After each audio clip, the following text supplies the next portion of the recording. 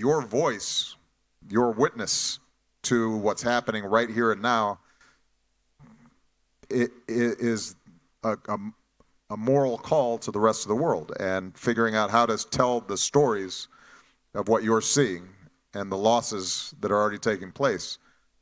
That's going to be important. If you live in a big industrialized country like the United States or Australia, our carbon footprint is bigger than everybody's. And so how are we trying to influence policy to reduce our carbon footprint? I am still optimistic that we can slow the advancement of a warming planet.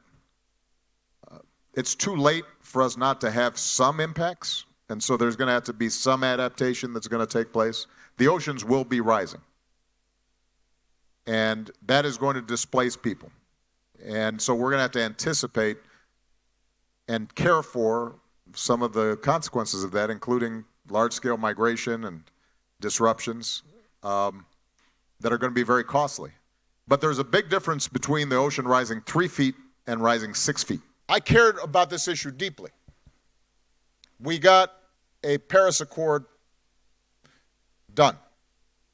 The first international framework to solve this problem over time.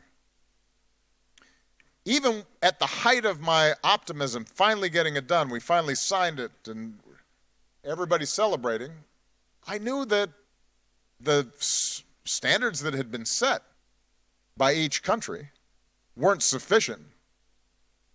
But I took satisfaction knowing that just by setting up the mechanism, we had created the ability to, over time, turn up the standards, turn up the demands, send a signal to businesses so that they started investing in more clean energy because they saw change coming.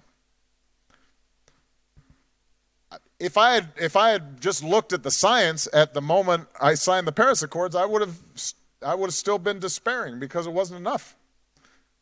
But I understood, okay, we've advanced the cause, and now we're going to have to take the next step. And that's how change is going to happen.